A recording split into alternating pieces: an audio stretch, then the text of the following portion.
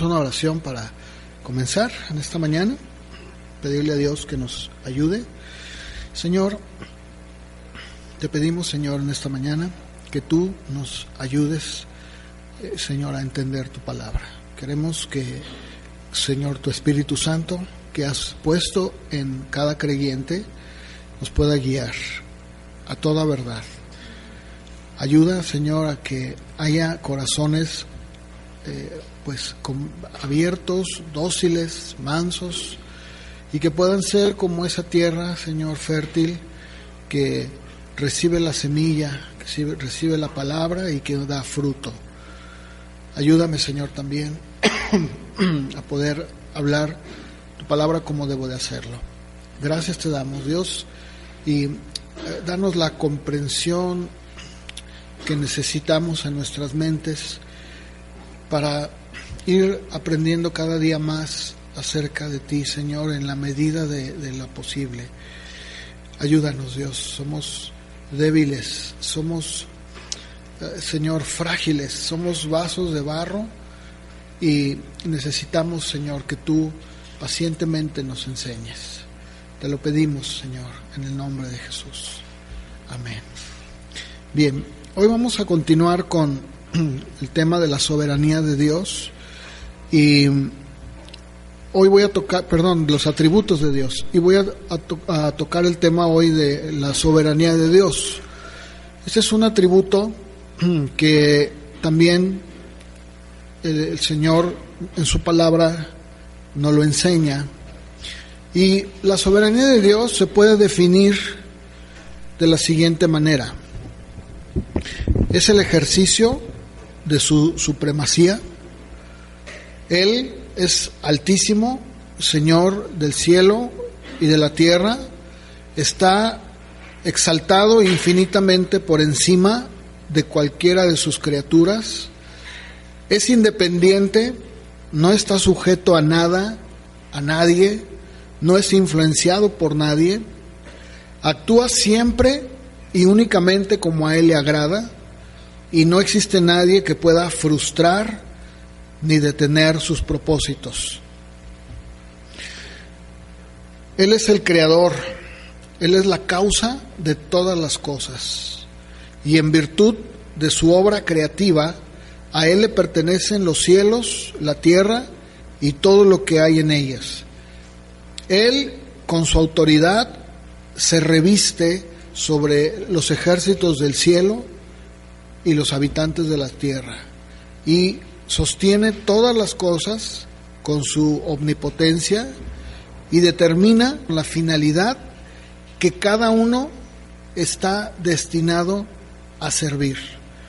Él gobierna como rey en el más absoluto sentido de la palabra, y todas las cosas, sin excepción, dependen de Él y le sirven a Él. Si me acompañan a Isaías 46, en los versos 9 y 10, el profeta Isaías escribe, inspirado por el Espíritu Santo,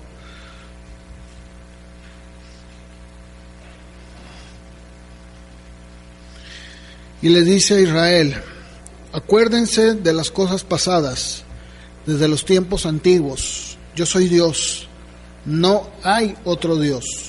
Nada hay semejante a mí, nada hay semejante a mí, que anuncio lo porvenir desde el principio y desde la antigüedad lo que aún no era hecho, y que digo: mi consejo permanecerá y haré todo lo que quiero.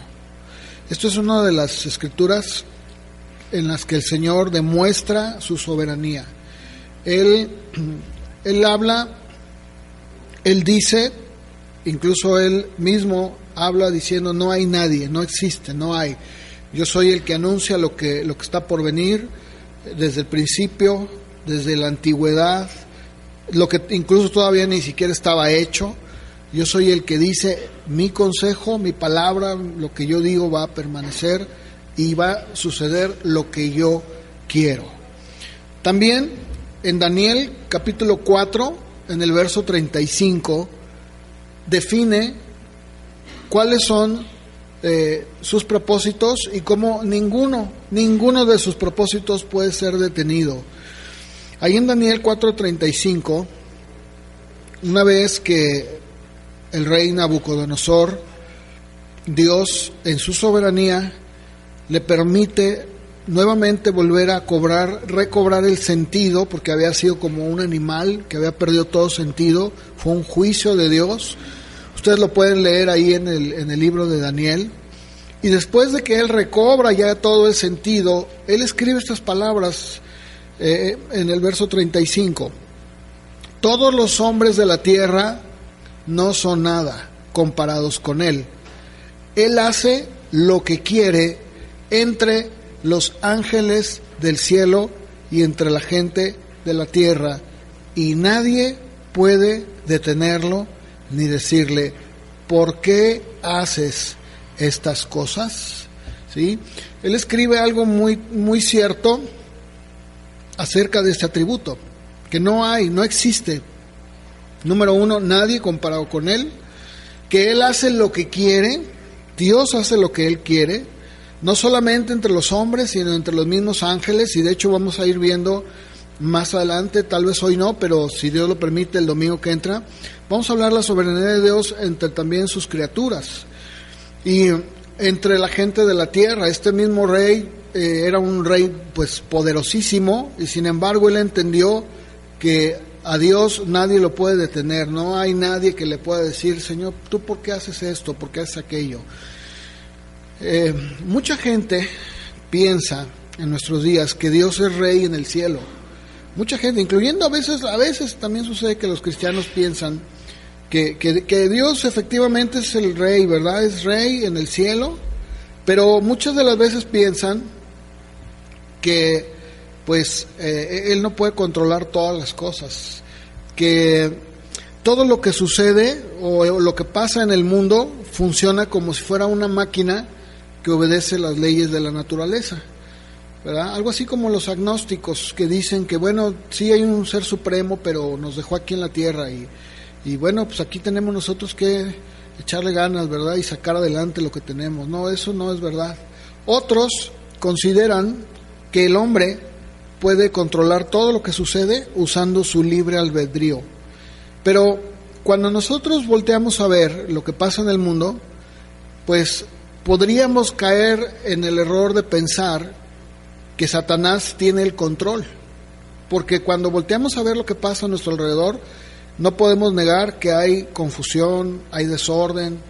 Es más, vemos que las cosas no mejoran, al contrario, y un ejemplo es nuestro país. Aquí podemos ver cómo en nuestro país la semana pasada mataron a 7 personas si mal no recuerdo, en Guerrero, y luego escuchamos que en Tamaulipas hubo también, pues mataron a otras familias, y pareciera, al nosotros ver las noticias, escuchamos todo esto que sucede en nuestro país, incluso cuando volteamos a ver lo que sucede en el mundo, cuando escuchamos las guerras, cuando vemos que hay en Siria, ¿verdad? Se están teniendo una guerra tremenda en el Medio Oriente, y hay inquietud y hay temor en el mundo. Pero la gente que no conoce a Dios, obviamente que está en una ignorancia con relación a la verdad de Dios. Es más, llega a tal punto que el día de hoy la misma sociedad empieza a decir que el cristianismo como tal es un fracaso.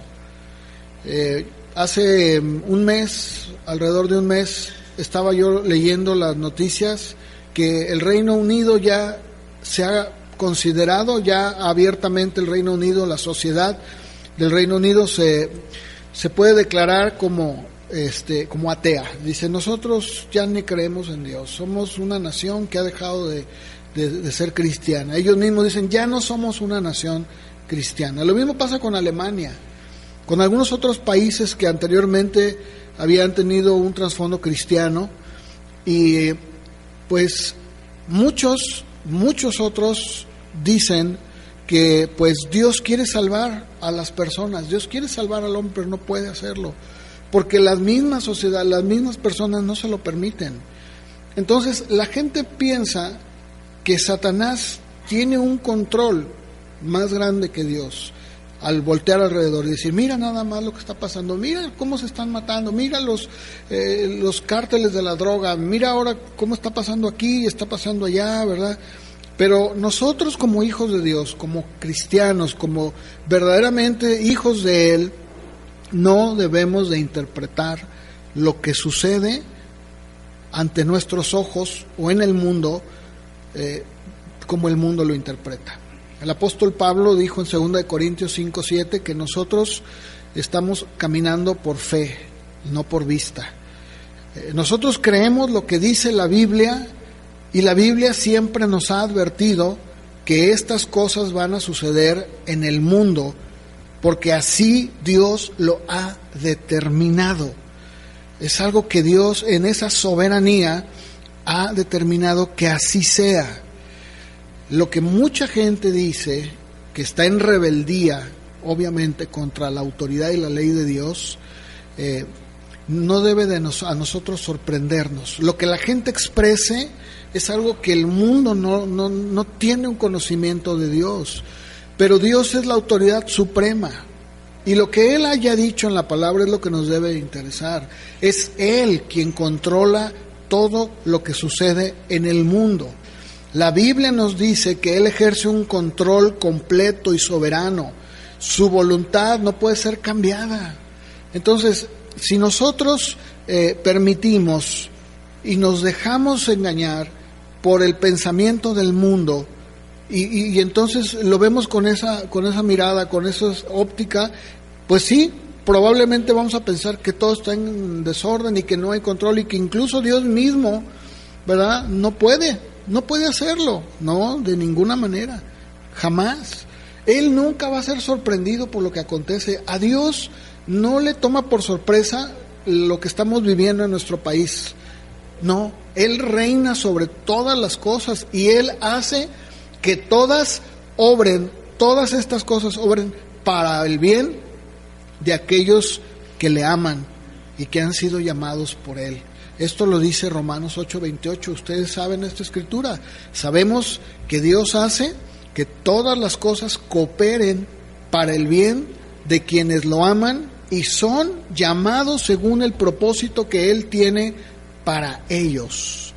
Entonces, nosotros debemos de entender esto, y debemos de creer y confiar en que Dios es soberano.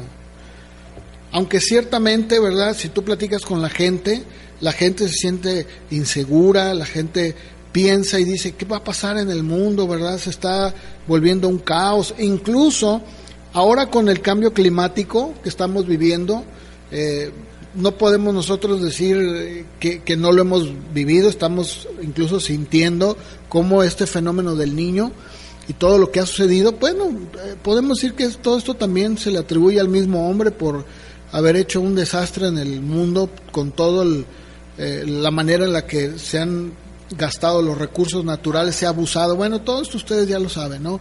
Pero nosotros debemos de aceptar con sumisión y confianza todo lo que sucede. Si estamos pasando por algún momento difícil, por alguna decepción, alguna tristeza, debemos de recordar lo que dice la Escritura, que todas las cosas, incluyendo todas estas, son controladas por un Dios sabio que no se equivoca y que es demasiado amoroso para ser cruel. La gente tiene que escuchar las verdades de Dios. Tenemos que saber y conocer quién es Dios. Así que tenemos nosotros como hijos de Dios tener esa percepción. No empecemos, no expliquemos lo que sucede en el mundo desde nuestra perspectiva humana, porque si lo hacemos así, nunca vamos a entender la soberanía de Dios. Más bien, lo que tenemos que hacer es explicar las cosas que suceden desde el punto de vista de Dios, porque Dios a través de la palabra nos da el entendimiento, nos da la revelación, nos da la comprensión para saber qué está pasando.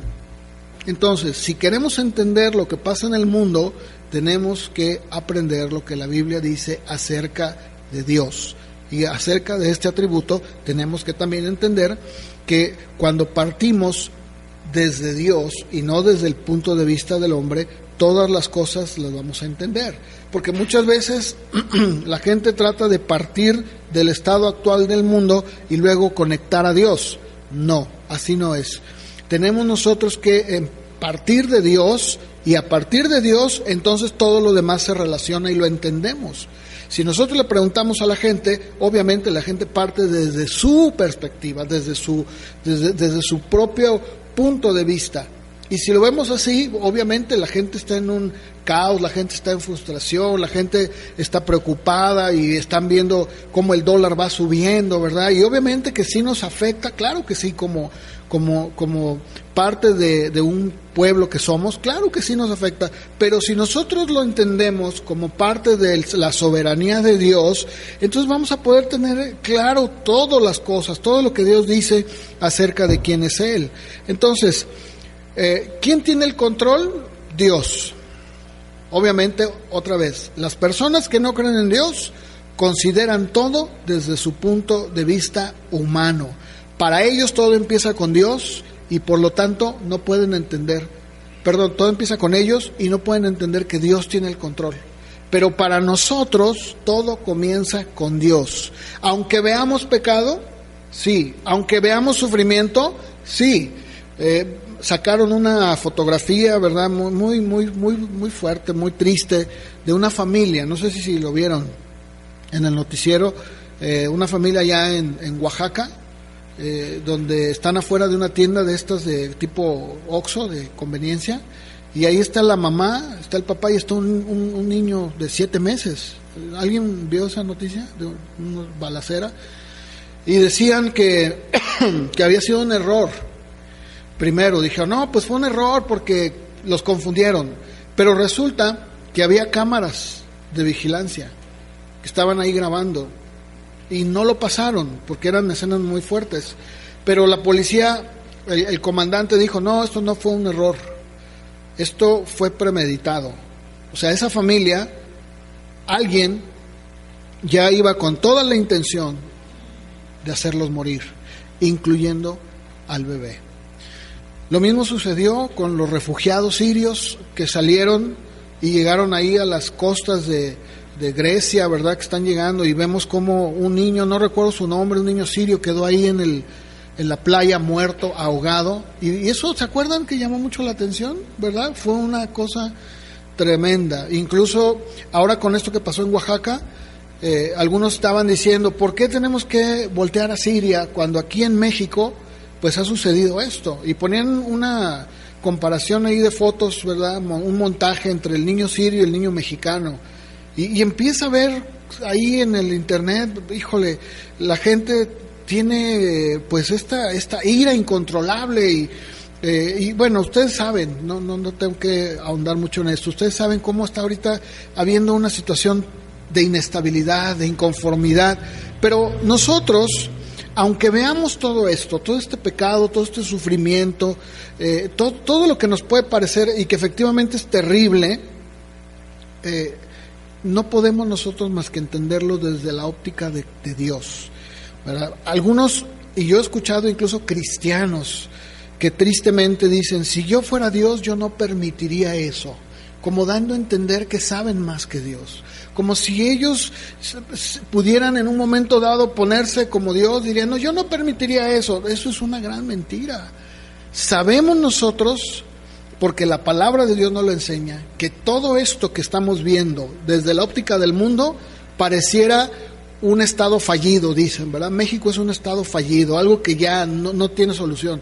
Este mundo pudiera parecer así, pero para Dios y desde la óptica de Dios, todo lo que sucede, incluso hasta un pajarillo, no cae a tierra si Dios no lo permite.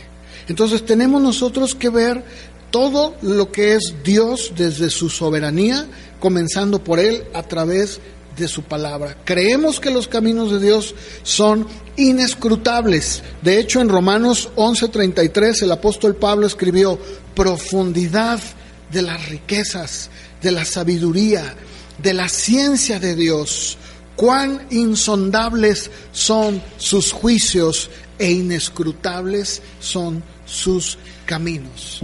Ahora, es verdad que Dios ciertamente ha ocultado muchas cosas de nosotros con el propósito de probar nuestra fe, con el propósito de fortalecer nuestra confianza en su sabiduría y para ayudarnos a aceptar su voluntad. El cristiano debe de confiar en Dios y tratar de interpretar todas las cosas desde el punto de vista de Dios. El cristiano confía y acepta lo que ocurre, porque sabe que proviene de un Padre amoroso. Está tranquilo en medio de la tormenta. Una de las cosas que Dios le hizo pasar al pueblo de Israel fue el desierto. Ustedes saben la historia perfectamente bien. El pueblo, cuando sale de Egipto, le preguntan a Moisés y dicen: ¿podrá acaso Dios poner mesa en el desierto? ¿Verdad? Ellos mismos dudaban. Cuando estaban pasando por el desierto con tanta sed, renegaban y decían: Dios mío, ¿verdad? ¿Para qué nos sacaste de Egipto, Moisés? Para matarnos de hambre y de sed. ¿Se acuerdan ustedes? ¿Cuántas veces el pueblo de Israel no renegó? Y dice, y murmuraron contra Moisés. Y venían y cada decisión que tomaba, cada situación que había: Moisés, danos agua, queremos tomar agua, queremos comer carne. Y luego decían: nos acordamos de las ollas que había en Egipto, de los ajos, del pescado que nos daban, y de la cebolla y las cazuelas que teníamos.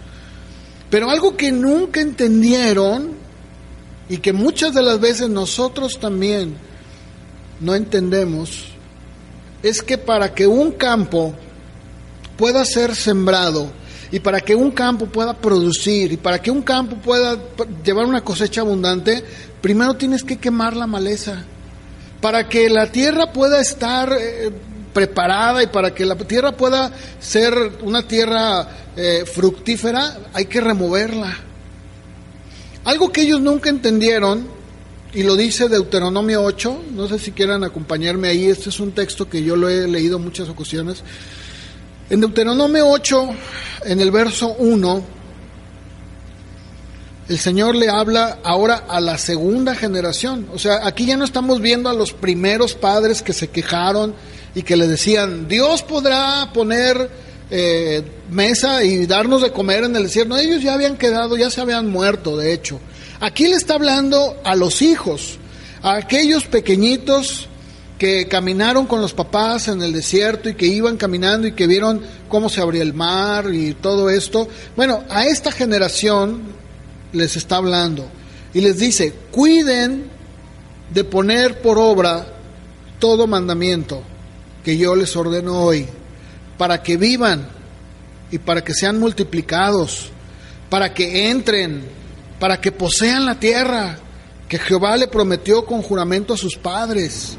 Y luego dice esto que para mí ha sido un texto que me ha confortado por muchos años: y te acordarás de todo el camino por donde te ha traído Jehová tu Dios estos 40 años en el desierto, para afligirte, para probarte, para saber lo que había en tu corazón, si habías de guardar o no sus mandamientos. Y luego otra vez vuelve a decir, a usar la misma palabra: y te afligió, te hizo tener hambre. Sí, Dios hizo que el pueblo tuviera hambre, y mucha hambre. Y le dice: y te sustentó con maná, comida que no conocías tú, ni tus padres la habían conocido, para hacerte saber que no solo de pan vivirá el hombre, mas de todo lo que sale de la boca de Jehová vivirá el hombre. Y le sigue diciendo: tu vestido nunca se envejeció sobre ti, ni el pie se te hinchó en estos 40 años. Reconoce a sí mismo en tu corazón que como castiga el hombre a su hijo, así Jehová tu Dios te castiga. Ellos desde el principio, los papás de esta generación, no lo entendieron. Dios le dice a Moisés: mira, todo esto que ha pasado, todo el hambre que han sentido, toda la sed. Ahora, imagínate tú la incomodidad, el desierto. Digo, no sé si alguno ha tenido la oportunidad de ir al desierto, pero yo tuve la oportunidad de pasar por el desierto de allá de San Luis y allá también en el desierto de Arizona. Y el desierto es tremendo, es cruel, ¿eh? El desierto es bastante duro. En el día son unas temperaturas que a veces caminas por la arena y te quema, pero en la noche descienden las temperaturas de una manera tan baja que te da una hipotermia y te puedes morir. Son extremosos. Sin embargo, el Señor de todo esto nunca jamás se le fue el control, nunca.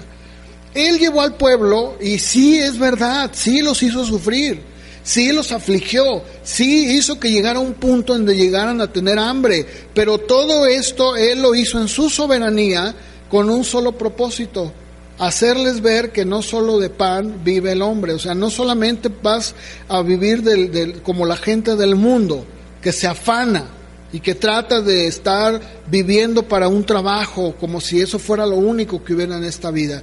Dice, no, si te hice pasar por todo esto fue para que entiendas que no solamente de eso vives tú.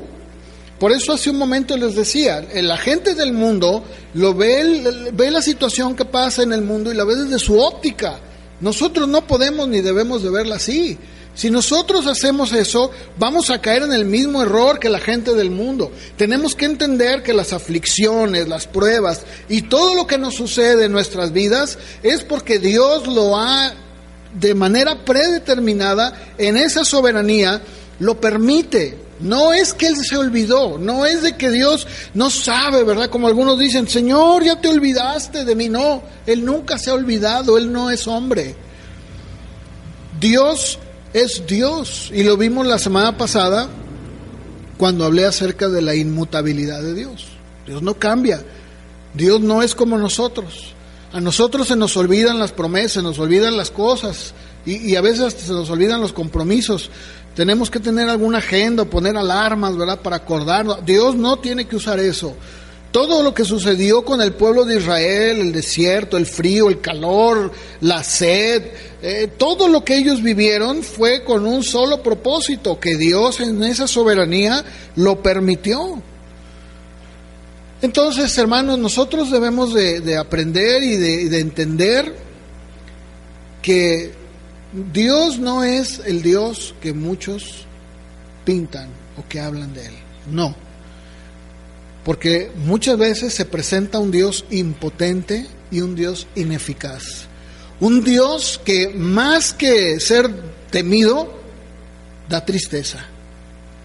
Porque muchas veces la enseñanza moderna, incluso dentro de la iglesia, dice que el Padre quiere salvar a todo el mundo y que el Hijo murió para salvar a todos y que el Espíritu Santo está trabajando y obrando para ganar a la humanidad. Pero cuando volteamos a ver, nos damos cuenta de que muchas personas están muriendo sin haber sido salvadas por Cristo y sin esperanza alguna. Y entonces deducen y dicen, si muchos están muriendo y se están perdiendo, pues entonces quiere decir que Dios, el Padre, está desilusionado, que el Hijo está insatisfecho y que el Espíritu Santo ha sido derrotado. Porque volteamos a ver y dicen, no, mira, no, qué tremendo. ¿Cómo es posible? El Padre quiere salvar al mundo, el Hijo murió para salvar a todos y el Espíritu Santo está tratando de ganar, de traer convicción en el mundo, pero mira, es al revés. Y llegan a pensar que incluso, ¿verdad?, es nuestro gran Dios, pues necesita un poco de nuestra ayuda. No podemos, hermanos, decir que Dios haya sido sorprendido ni que será sorprendido por el pecado humano. Nunca. Porque incluso el pensar esto baja a Dios al nivel de los hombres, que son falibles y llenos de errores. Tampoco podemos decir que Dios permanece impotente ante el sufrimiento y el pecado, porque estaríamos pasando por alto lo que dice la Biblia, que Dios controla hasta incluso los malos actos que los hombres cometen. No estoy diciendo que Él sea el que promueve esto, ni que Él tenga pecado, sino que todo lo que sucede porque Dios lo permite. Todo. Dios es soberano y Él posee el derecho de gobernar como Él quiera. Él es el alfarero y le dijo a Israel: yo soy el alfarero y yo tengo el poder completo sobre el barro. Él es soberano en la manera en la que Él usa su poder. Él lo usa cuando Él quiere, como Él quiere y donde Él lo desea.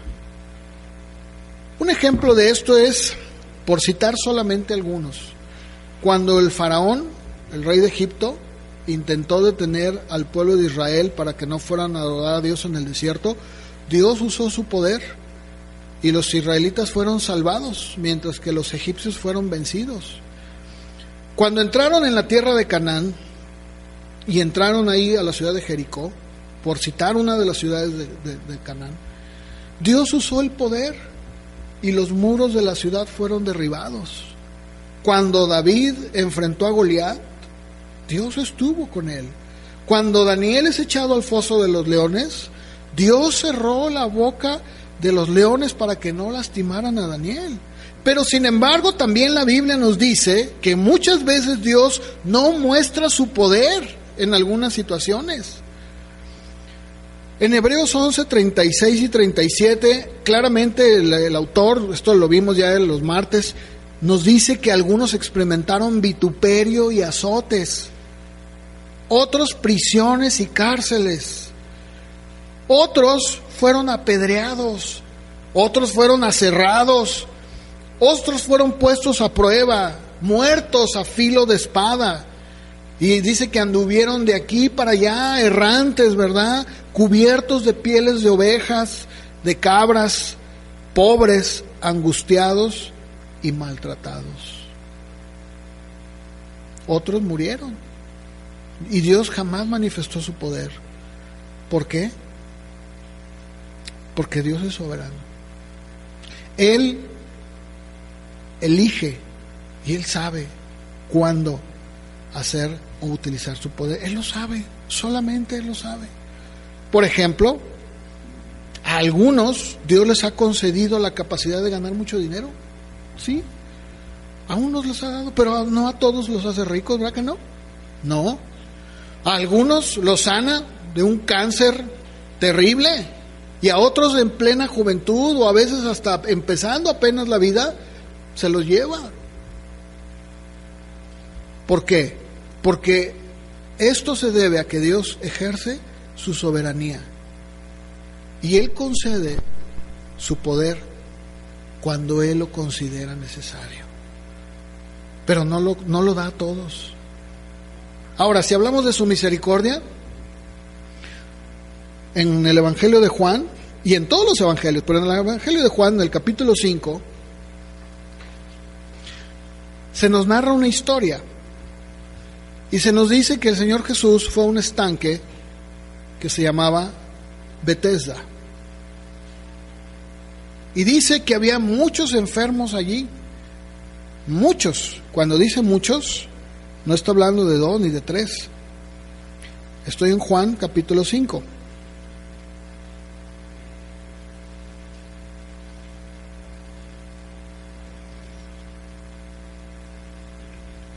¿Están ahí? ¿Verdad?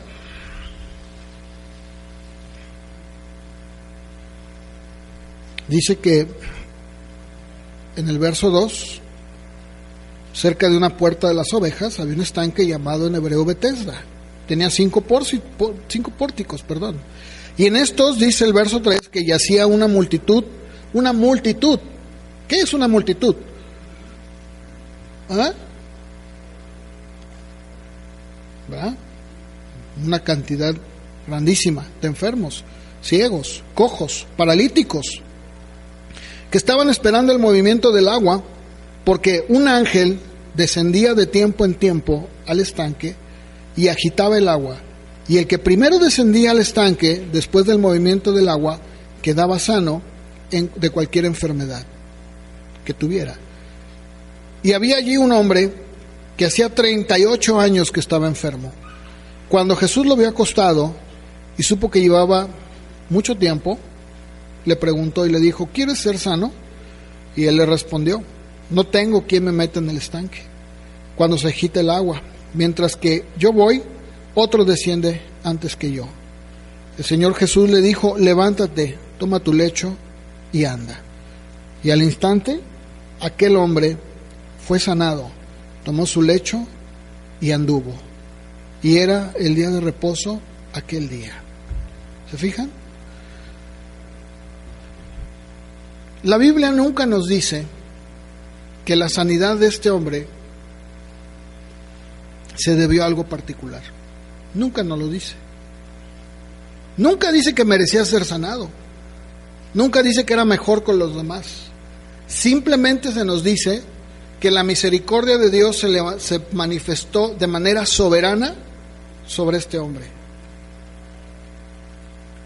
¿Pudo haber sanado Jesús a la multitud completa? Claro que sí.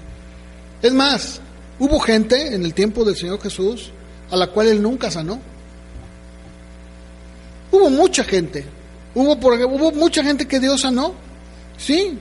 Hubo una mujer que incluso tenía un problema de flujo de sangre y tocó su manto y fue sanada.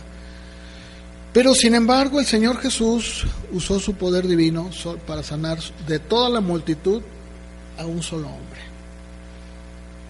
Y de esta manera y de otras muchas más podemos ver cómo Él de manera soberana otorga su misericordia también. No solamente la sanidad a través de la misericordia, sino vemos cómo Él algunos sanó, a otros no los sanó. Había un cojo que estaba ahí sentado a la puerta del templo de la Hermosa, y ese hombre vio a Jesús también. Y así como Él podríamos hablar de cientos y cientos de personas a las cuales el Señor Jesucristo no las sanó, pero hubo otras en las cuales no existe nada absolutamente que nos diga por qué lo sanó. Simplemente Él de manera soberana quiso sanar a esa persona o a esas personas. Si me acompañan, por favor, a Romanos capítulo 9.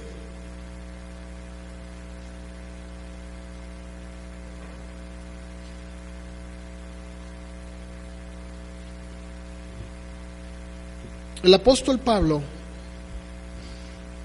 de una manera inspirada por el Espíritu Santo, escribe acerca del pueblo de Israel. Y lo voy a leer, ustedes me siguen ahí con su vista. En el verso 1, yo tengo la versión de Reina Valera. Tal vez ustedes puedan tener alguna otra, pero al final de cuentas es lo mismo. Dice así: verdad les digo en Cristo, no miento. Mi conciencia me da testimonio en el Espíritu Santo, que tengo gran tristeza y continuo dolor en mi corazón. Porque yo deseara yo mismo ser anatema, separado de Cristo, por amor a mis hermanos, los que son mis parientes según la carne, que son israelitas, de los cuales son la adopción, la gloria, el pacto, la promulgación de la ley, el culto y las promesas, de quienes son los patriarcas y de los cuales, según la carne, vino Cristo, el cual es Dios sobre todas las cosas, bendito por los siglos. Amén. No que la palabra de Dios haya fallado, porque no todos los que descienden de Israel son israelitas, ni por ser descendientes de Abraham son todos hijos, sino en Isaac te será llamada descendencia.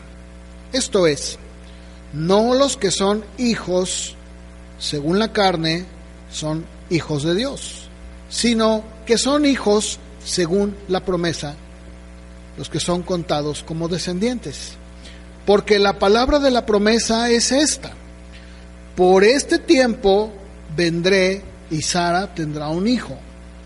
Y no solo esto, sino también cuando Rebeca concibió de uno, de Isaac nuestro padre. Pues no habían nacido, ni habían hecho aún ni bien ni mal, para que el propósito de Dios, conforme a la elección, permaneciese, no por las obras, sino por el que llama. Se le dijo: el mayor servirá al menor, como está escrito: a Jacob amé, mas a Esaú aborrecí. ¿Qué pues diremos? ¿Que hay injusticia en Dios? En ninguna manera. A Moisés se le dijo: tendré misericordia del que yo tenga misericordia, me compadeceré del que yo me compadezca. Así que no depende del que quiere, ni del que corre, sino de Dios que tiene misericordia. Porque la Escritura dice a Faraón: para esto mismo te he levantado, para mostrar en ti mi poder, y para que mi nombre sea anunciado por toda la tierra, de manera que de quien quiere tiene misericordia, y al que quiere endurecer, endurece. Pero me dirás: ¿por qué pues sin culpa? Porque ¿quién ha resistido a su voluntad? Mas antes, oh hombre, ¿quién eres tú para que alterques con Dios? ¿Dirá el vaso de barro al que lo formó: ¿por qué me has hecho así? ¿O no tiene potestad el alfarero sobre el barro para hacer de la misma masa un vaso para honra y otro para deshonra? ¿Y qué si Dios, queriendo mostrar su ira y hacer notorio su poder, soportó con mucha paciencia los vasos de ira preparados para destrucción, y para hacer notorias las riquezas de su gloria, las mostró para con los vasos de misericordia que él preparó de antemano para gloria, a los cuales también ha llamado, esto es, a nosotros, no solo de los judíos, sino también de los gentiles. Dice el apóstol Pablo de una manera magistral, inspirado por el Espíritu Santo, en el verso 16: no depende del que quiere, o sea, el que tiene un deseo interno, ni tampoco del que corre, o sea, del que se esfuerza. Estas son cosas muy indispensables, muy necesarias, sí, pero la salvación no se debe ni a una ni a la otra, sino que depende ¿de quién? Que tiene misericordia. En Filipenses capítulo 2, versos 12 y 13, el apóstol Pablo les dijo: ocúpense en su salvación con temor y temblor, porque es Dios el que en ustedes obra tanto el querer como el hacer según su buena voluntad. En el verso 17 de Romanos, donde estaba hace un momento, en el verso 17 dice: la Escritura dice de Faraón: para esto mismo te he levantado. El apóstol Pablo demuestra que Dios reclama para sí el derecho de escoger a quien Él quiere, y usa un ejemplo para mostrarnos cómo Dios castiga a quien Él quiere. No es que Dios haya hecho malo a Faraón, no, simplemente se retuvo de hacer lo bueno, haciendo uso de su soberanía. Y dice: para mostrar en ti mi poder. No era porque Faraón fue peor que otros, no, sino simplemente fue el monumento de la justicia penal de Dios y ser expuesta ante todos los demás para que su nombre fuera invocado por toda la tierra. O sea, el castigo que Dios aplicó a Faraón porque así lo quiso él, era con un propósito, para que todos pudieran conocer el verdadero carácter de Dios como un juez y legislador. Y eso es todo lo que Dios hace. Dios, con todo el fin que Él tiene, en todo lo que Él toca, todo lo que Él obra, todo lo que Él hace, en todo siempre quiere ser exaltado Él, por todo. Y un ejemplo fue Faraón. Y luego dice el verso 18, de manera que del que Él quiere tener misericordia, Él la tiene. Y a quien quiere endurecer, lo endurece. O sea, lo abandona judicialmente a la influencia endurecedora del pecado y de todos los incentivos que le rodean para obrar. Dios hace esto. Entonces, ¿qué podemos decir? Que Dios, y lo dice claramente Pablo, no se trata del que quiere, ni del que corre, ¿verdad? Ni del que dice, yo, incluso da un ejemplo de estos dos niños que estaban en el vientre. ¿Y qué es lo que dice de ellos? De Jacob y Esaú. ¿Qué dice? No habían nacido todavía. O sea, no había algo que tú pudieras decir, bueno, pues mira, Jacob fue bien bueno, ¿verdad? Y le ayudaba a su mamá. Por eso, no, o Esaú, no, hombre, este era bien vago, le pegaba a los niños. Nunca, lo dice así, dice, no había nada, no existía algo con lo cual tú pudieras decir, bueno, pues fue por esto, no. Y sin embargo, ¿qué le dijo Dios? El mayor. ¿Cómo? Incluso todavía, en el verso 19, hay una objeción, y Pablo sabe de esto. ¿Por qué? Porque existe una objeción a la soberanía de Dios. Y me dirás, entonces, ¿verdad? ¿Por qué se enoja?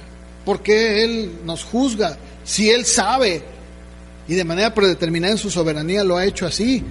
Entonces aquí Pablo apela a Él como Dios soberano, ¿verdad? Y dice, ¿quién eres tú? ¿Quiénes somos nosotros? O sea, ¿quién eres tú para decirle a Él que es el alfarero, ¿verdad? Y resistir a su voluntad? ¿Quién se puede anteponer? ¿Quién puede decir, no, verdad, cómo es posible que Dios haga eso? Lo dice en el verso 20. Hombre, ¿quién eres tú para que alterques con Dios? Porque el vaso de barro le puede decir al que lo hizo, ¿por qué me has hecho así? Y luego sigue diciendo, ¿qué acaso el alfarero no tiene poder, autoridad para hacer de la misma masa un vaso para honra y otro para vergüenza? Aquí lo que estamos viendo es la ignorancia y la mala comprensión de la relación que existe entre Dios y sus criaturas. No entienden. Incluso yo mismo he platicado con gente cristiana que les cuesta mucho trabajo. Dice, ¿pero por qué? ¿Pero por qué? No, aquí, y esto va a ser otro tema que voy a tocar también, algo que debemos entender es que la soberanía de Dios y la responsabilidad del hombre caminan juntas, nunca se separan. Por ejemplo, muy rápidamente, ¿no? Si nosotros pensamos en el hombre en el Edén, en el huerto, Dios sabía que el hombre iba a fallar y a pecar. Claro, absolutamente. Y algunos dicen, bueno, y si sabía que iba a pecar el hombre, ¿por qué Dios no evitó?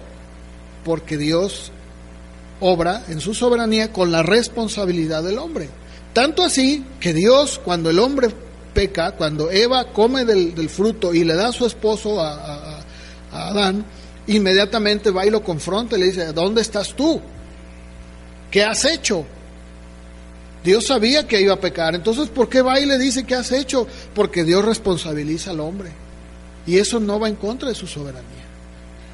Estas dos se funden en una y Dios tiene todo el derecho de traer al hombre a juicio y de responsabilizarlo. Esto de ninguna manera. Incluso en los versos siguientes, todavía Pablo bajo este argumento dice, ¿y qué si Dios, queriendo mostrar la ira, o sea, su desagrado contra el pecado, y hacer notorio su poder de castigarlo, soportó con mucha paciencia los vasos de ira, o sea, aquellos que estaban destinados a ser objetos de la ira, ¿verdad? Dios lo soportó, pero dice también hizo lo mismo con los vasos de ¿qué? De misericordia. Él lo hizo así. Aquellos que estaban preparados para muerte o destrucción, con el fin de hacer notorias las riquezas de su gloria con esos vasos de misericordia. Qué hermosa escritura. Que aquí se manifiesta cómo Dios, en esa misericordia que Él tiene de quien Él quiere tener, escoge y hace los preparativos eternos para la salvación de los pecadores. ¿No les da gusto eso? Ninguno de nosotros podemos jactarnos de decir, yo porque fui bien bueno, porque yo desde chiquito, ¿verdad?, iba al catecismo y me acuerdo que hasta le ayudaba al señor cura, ¿verdad?, y siempre quise yo hasta, no sé, ¿verdad?, X. No. Es una cosa tan hermosa saber que Dios obra de manera soberana en todas las cosas que suceden en el mundo, hermanos. Nunca, jamás permitamos que nuestra mente y nuestros pensamientos humanos nos lleven a creer que el mundo está por ningún lado y que todo es un caos y que lo único que nos espera es un desastre. No, eso no es verdad, hermano, de ninguna manera. Tenemos que caminar en la Biblia, si lo puedo llamar de esa manera, si podemos recorrer la Escritura y llegar a Apocalipsis, en donde podemos nosotros ver cómo de manera magistral el Espíritu Santo nos muestra cuál va a ser el final de este mundo. Si alguno tiene dudas, tiene que ir a Apocalipsis y poder echar una mirada y ver cómo Dios ciertamente va a traer a juicio este mundo. Pero a Dios, todo lo que está pasando en nuestro país y en el mundo, a Dios no lo ha tomado por sorpresa, ni ha sido rebasado en lo más mínimo. La gente, incluso hasta nuestra familia inconversa, a veces pregunta y dice, pero ¿y dónde está Dios? Tanta hambre, y yo te puedo responder dónde dice la Biblia que está Dios: sentado en su trono, gobernando el mundo. Aunque para ti o para los demás parezca que es un caos, Dios tiene el completo control de todo. Ahora, si hablamos de su soberanía en la manera en la que Él muestra su gracia, porque vimos cómo otorga su misericordia, sabemos que la gracia es el favor divino mostrado hacia aquellos que no lo merecen. Es un regalo de Dios que viene solamente de Él, ¿verdad? La realidad es que nosotros merecíamos ser enviados al infierno. Esa es la verdad. Pero la gracia es lo opuesto a la justicia. La justicia nos da lo que merecemos, pero la gracia es la bondad de Dios hacia personas que no lo merecen. No lo merecían, ya que hemos odiado y desobedecido a Dios y su ley. Pero la gracia es un don, es un regalo de Dios que nadie puede exigirlo como si fuera un derecho, porque dejaría de ser gracia.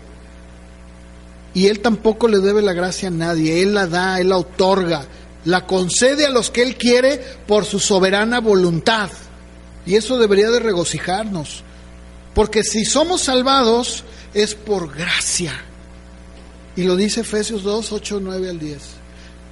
Por gracia somos salvos por medio de la fe, y esto no es de nosotros, dice Pablo, es un don, es un regalo de Dios, no por obras.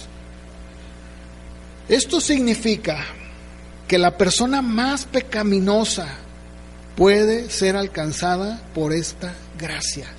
Y la gracia, hermanos, la gracia excluye toda jactancia humana y le da a Dios toda la gloria de la salvación. Toda la gloria.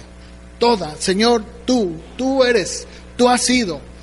Incluso una de las escrituras que Apocalipsis narra precisamente es esa, donde dice: Señor, porque por tu poder han sido creado todo.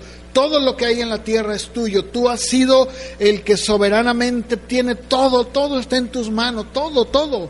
Hermanos, de verdad, este atributo es uno de los atributos, como todos, no puedo decir que uno es más, pero este es uno de los atributos que debería de llenar nuestro corazón de alegría. Porque si nosotros entendemos que este atributo de Dios nos va a llevar a vivir nuestras vidas siempre en esa comprensión de que todas las cosas, como lo dijo Pablo, ya lo leí, suceden para bien, todas las cosas. No hay nada que Dios nos haga pasar que Dios no está enterado. Él sabe perfectamente bien. Podríamos decir que cada página, casi cada página de la Biblia, nos recuerda que Él es soberano. Cuando el Señor Jesús nació, ¿a quiénes fueron anunciadas las buenas nuevas? A los pastores en Belén y a unos hombres sabios del oriente. ¿Por qué Dios no lo manifestó a todo el mundo conocido? ¿Lo pudo haber hecho? Sí, no lo hizo, porque Él lo hace como Él quiere. ¿Se dan cuenta cómo Él otorga esa gracia también a personas con poca probabilidad de ser alcanzadas? Así como Él mostró a los pastores y a estos hombres que ni judíos eran estos últimos, Dios hace exactamente lo mismo, mostrando la gracia a las personas más despreciables e indignas. En 1 Corintios capítulo 1 versos 26 al 31, 1 Corintios capítulo 1 26, el apóstol Pablo escribe, 1 Corintios capítulo 1 verso 26: miren, hermanos, su vocación. No son muchos sabios según la carne, ni muchos poderosos, ni muchos nobles, sino que lo necio, dice la Reina Valera, del mundo, escogió Dios para avergonzar a los sabios. Y lo débil del mundo escogió Dios para avergonzar a lo fuerte. Y lo vil del mundo y lo menospreciado escogió Dios. ¿Quién lo escogió? Dios lo escogió.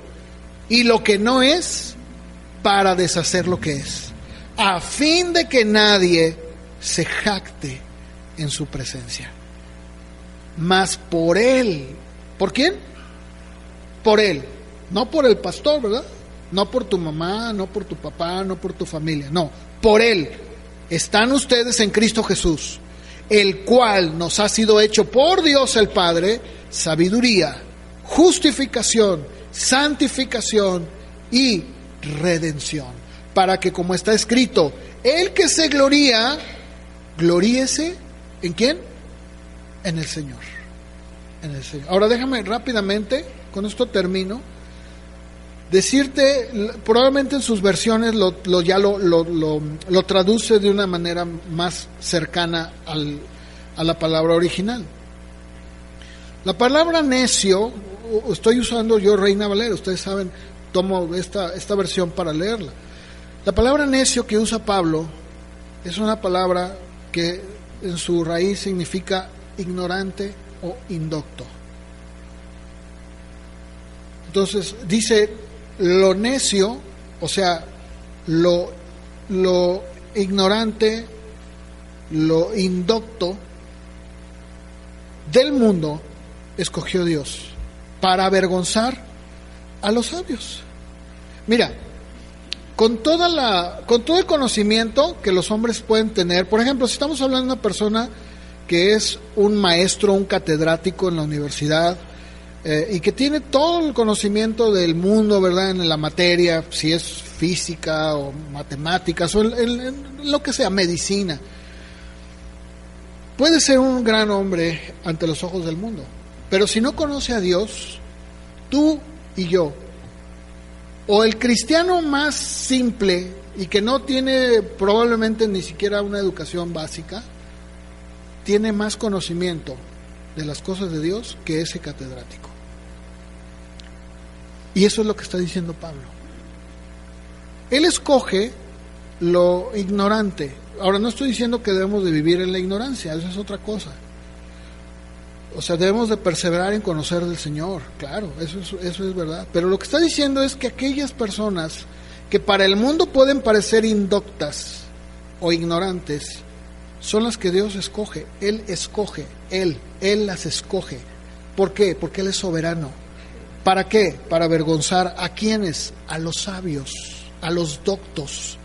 Y lo débil, que en su raíz es incapaz, o sea, aquellos que son incapaces, que no tienen fuerza en sí mismos, del mundo, los escoge Dios para avergonzar a los que se sienten que son fuertes, o sea, aquellos que dicen somos capaces, somos, ¿verdad?, grandes. Stephen Hopkins, que se supone que es el Einstein de nuestros días, que está sujeto a una silla de ruedas, en donde tiene que hablar por medio de una computadora. Ustedes lo conocen, ¿verdad? Y es el hombre, el físico, que lo tienen como una de las mentes más brillantes. Dijo que él creía que era importante que el hombre empezara a buscar planetas para colonizarnos, porque la extinción del mundo se aproximaba. Eso lo dijo el hombre más sabio del mundo. Y yo le aseguro que mi hija, que está en escuela dominical, puede tener una comprensión más clara de quién es Dios y qué es Dios y qué es lo que nos va a pasar en este mundo.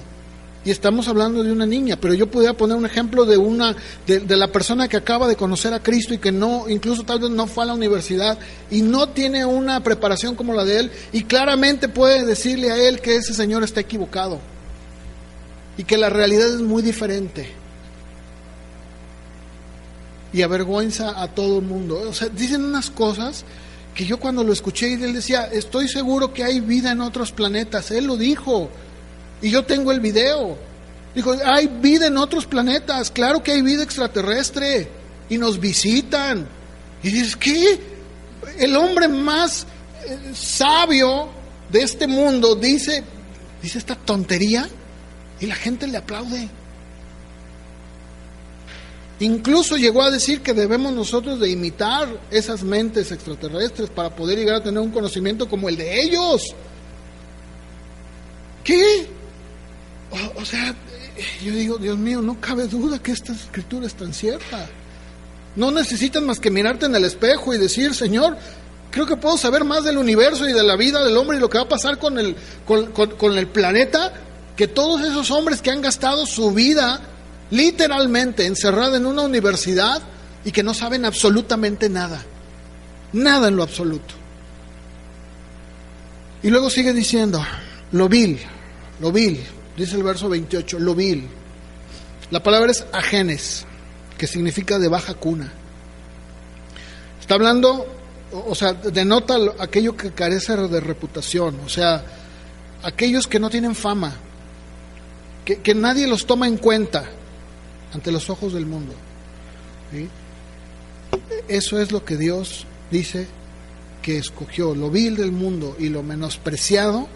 La palabra que usa ahí, menospreciado, es lo nada, o sea, lo que no tiene ningún valor. Es lo que Dios escogió para deshacer lo que es. ¿Con qué fin? Con el fin de que nadie se jacte en su presencia. Ahora, tú mismo mírate a ti mismo. Tú ve a ti mismo. Probablemente algunos de ustedes están están estudiando, y qué bueno. Pero fíjate que un cristiano que acaba de nacer de nuevo, un cristiano que acaba de conocer a Dios, tiene más conocimiento y seguridad de su alma, de su vida, que el mejor físico, matemático, o antropólogo que está en Harvard. Tiene una comprensión más clara de la vida, de quién es Dios, que estos mismos hombres. Ustedes véanlo ustedes que están estudiando, o los que alguna vez llegamos a ir a la escuela y lo llegamos a ver en los maestros, hablaban puras tonterías. Estaba leyendo un artículo de una revista en Estados Unidos, en donde ustedes saben que ellos son muy dados a hacer encuestas y consultas, mucho, ellos lo practican muchísimo. Y estaban diciendo que más del 64% de los psicólogos en Estados Unidos están más dañados que los mismos pacientes que los visitan. Es terrible. Ustedes véanlo. Por eso les decía, los que están en la escuela, o los que fuimos a la escuela, o incluso platiquen ustedes, si tienen conocidos o gente, ¿verdad? Los escuchas hablar y dices, Dios mío, ¿qué está diciendo? ¿De qué está hablando?